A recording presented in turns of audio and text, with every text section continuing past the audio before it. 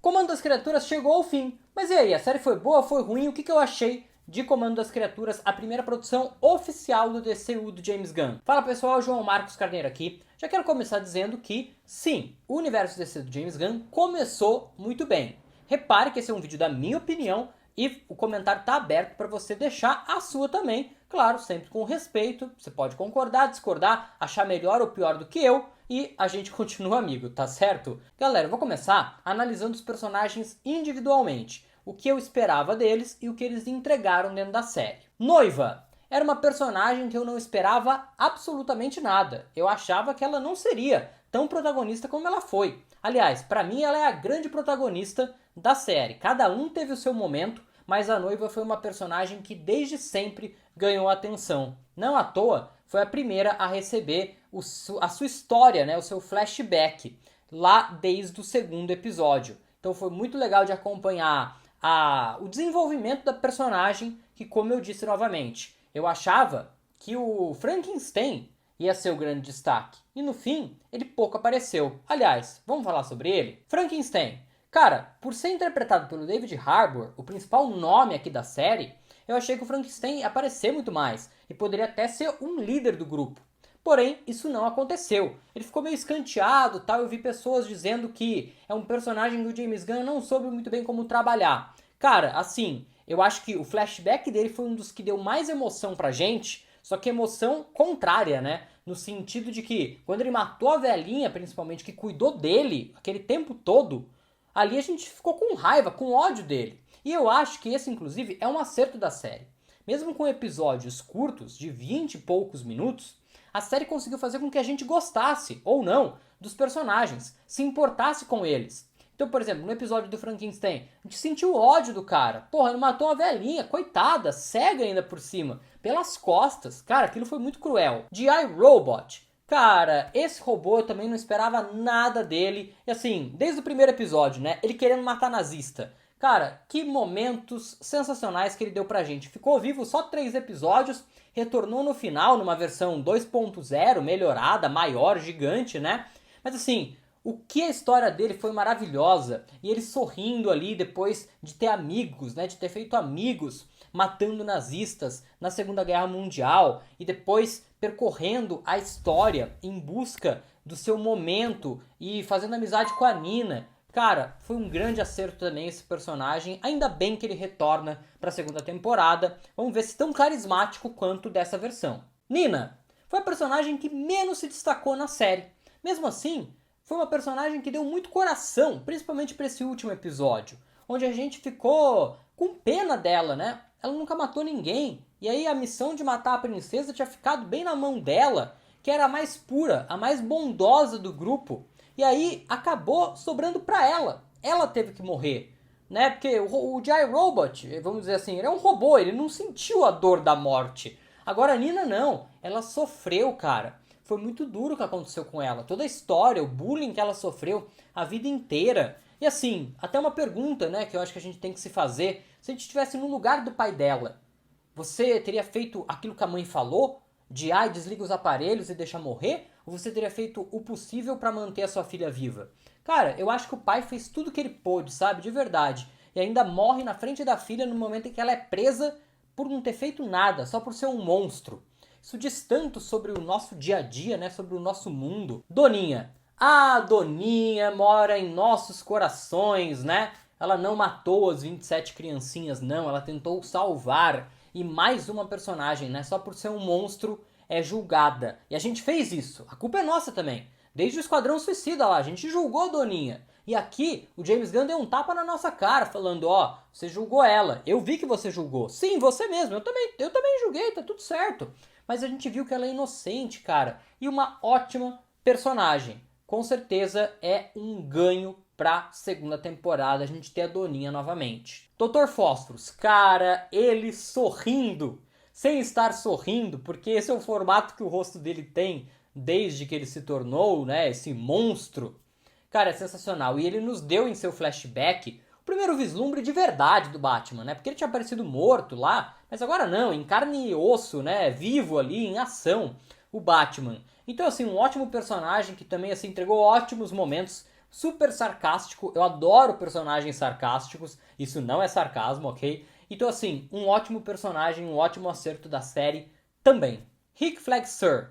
Cara, eu confesso que eu esperava mais do Rick Flag Sir, mas ele entregou uma das melhores cenas da série, né? Que eu não quero entrar muito em detalhes aqui, mas ele com a princesa ali realmente tirou ótimas gargalhadas. E enquanto a gente tinha espaço para teorizar que ele poderia ter feito aquilo com o cara de barro, também foi um momento divertidíssimo e que se tivesse acontecido, de fato, viraria um ótimo meme. Infelizmente não aconteceu, mas é um bom personagem, vai aparecer nas próximas produções, vai continuar por aí, né? Vai aparecer em Superman, vai aparecer em Pacificador, claro, como um coadjuvante, mas ele continua por aí. Eu só quero ver como que ele vai continuar vivo, né? Porque o cara de barro quase quebrou quase não, né? Deve ter quebrado a coluna dele. Vamos ver o que vai acontecer com o Rick Flexer, mas ele tá por aí, é um personagem legal. O relacionamento dele com a princesa ajudou a movimentar a trama e foi útil para isso. Também encontrou o cara de barro, foi um personagem bem legal, mas eu achava que ele entregaria mais. Eu acho que aqui foi o contrário dos outros personagens, onde eu esperava menos e entregaram muito.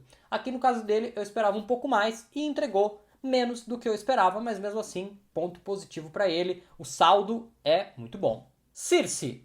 Cara, todo mundo achou que a Circe seria a vilã da série, né? E aos poucos a gente foi vendo que não.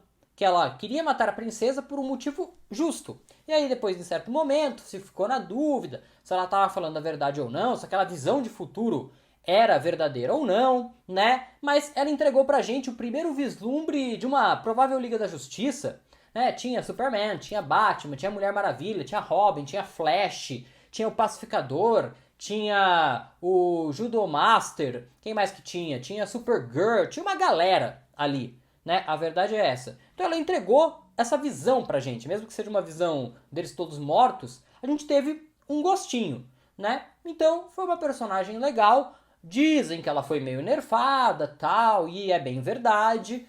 Mas assim, de uma maneira geral, também acho que é uma personagem que cumpriu o que ela tinha que fazer na trama, né? Não foi tão importante quanto a gente achava, mas isso também não é um problema. É a história do roteiro, né? Obviamente eles não podem entregar tudo nos trailers, tudo antes da série.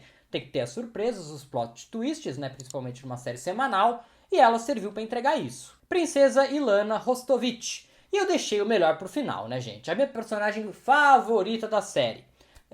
Talvez porque eu esteja apaixonado por uma personagem de desenho animado? Sim, mas ela era a grande vilã. Pode ter ficado um buraco aqui e ali, né, sobre a história dela, se ela era criança do passado da Doninha, por que ela queria dominar o mundo, o que tinha por trás dessa vilã. Talvez a gente conheça um pouco mais disso na segunda temporada, ou não, morreu, ficou no passado e nunca mais vamos ouvir falar dela, né? Mas uma ótima personagem que ajudou também a dar esse mistério pra trama. E no último episódio, no finalzinho, né? A gente descobriu que ela de fato era uma vilã. Mas eu acho que ela poderia até ter entregue mais, assim. Eu achei que ela ia ser só uma princesinha da Disney, né? Como a própria noiva falou pra ela, né? De que ela ia ser uma coitadinha, ai, me protejam da Circe e tal, e aos poucos ela foi se destacando, e é a mesma coisa que eu falei do Rick Flag Sir, né? Ela entregou uma das melhores cenas da série, né? Que foi ela com o Rick Flag Sir, ela dando em cima dele. Ai, gente, eu não vou esquecer, assim, dela mostrando pra ele o guarda-roupa dela. De verdade, é inesquecível. Depois o resto é história, né? E a abertura dessa série, hein, gente? Fala sério. Cara, é inesquecível. James Gunn consegue entregar aberturas de séries fantásticas. De fato, é uma ótima abertura, né? A musiquinha é muito legal. Eu fui ver, ela chama Molhendo Café. Sim, é tipo moendo café. Muito bueno, hein? Eu que adoro café. Essa musiquinha aí, tomar um cafezinho ouvindo essa música. Que tal? Ótima abertura também. E o principal ponto negativo, né, galera, fica por conta do final. Acho que a gente esperava muito, mas eu acho também que, assim, a série em nenhum momento prometeu tanta coisa assim pra gente. Ela deixou muita coisa em aberto pra gente ir teorizando em cima e funcionou. A gente fez ótimas teorias, vocês entregaram ótimas teorias, eu só tenho a agradecer a cada um de vocês que acompanharam essa série com a gente aqui no canal. Só que assim, eu acho que a gente sonhou muito alto para um último episódio que claramente teria aqueles 20 minutos. Então a gente queria que muita coisa acontecesse, sendo que não ia ter tempo para isso, porque eles ainda iam ter que apresentar a história da Nina. Talvez ter feito um 8º episódio, com aí sim o final, sem ter que ter um flashback, talvez funcionasse melhor. Eu acho que foi meio que uma quebra de expectativa. Eu acho que o final, se de propósito deixou em aberto coisas para a segunda temporada, a gente não tem como avaliar agora. A gente não sabe nada sobre a segunda temporada, né? Quase nada, né? A não ser os novos integrantes do grupo, etc. Mas sobre a história da segunda temporada, a gente não sabe nada. Então, se o que ficou em aberto para a segunda temporada, depois a gente tem que voltar aqui, né? E falar, então o final foi brilhante, né? Mas nesse momento, sem saber o que vem por aí, o final foi um pouco decepcionante, foi uma quebra de expectativa, a gente esperava muito, mas talvez a série não tenha prometido entregar tanto assim. Então, o que a gente esperava, o que a série poderia entregar, acho que tem um pouco disso também. Mas eu não posso deixar de destacar o principal ponto da série, que eu já disse um pouco antes e agora eu vou ressaltar. O roteiro de James Gunn consegue fazer a gente se importar com personagens desconhecidos, com episódios de 20 minutos, mostrando o passado deles, intercalando com as cenas dos acontecimentos atuais, não deixando isso ficar confuso e só fazendo com que a gente tenha ótimos episódios. Então, de uma maneira geral, o saldo é muito positivo e a gente tem um ótimo start pro universo DC do James Gunn, que vem aí agora com o Superman e que aí sim, o nível de cobrança também tem que ser maior. Obviamente, a gente não esperava nada dessa série, a gente não tem que cobrar tanto dessa série, porque são personagens lá do C, D, E, F, G, H da DC, e agora sim, James Gunn vai ter a responsabilidade de assumir um personagem muito importante, um dos maiores personagens da história da cultura pop. E aí o nível do sarrafo vai subir, e aí o nível da cobrança vai subir junto. Então a gente tem que continuar olhando, continuar cobrando, mas a minha velha frase aqui do canal, em James Gunn we trust, em James Gunn a gente confia. Então vamos continuar confiando, porque ele continua num bom caminho. Então, para não perder mais nada de DC aqui no canal, fique inscrito. Esse ano tem Superman, tem Pacificador, gravações da série dos Lanternas Verdes e da Supergirl, que começa já nessa segunda-feira. Então fica de olho aqui no canal, porque tudo que sair a gente vai cobrir aqui. Deixa um like nesse vídeo que é muito importante para o nosso trabalho aqui no YouTube. E aqui na tela tem a playlist completa com tudo de Comando das Criaturas. Aqui a gente encerra a cobertura dessa série. Muito obrigado a todo mundo que acompanhou e se você perdeu algum vídeo, a playlist está aqui para isso.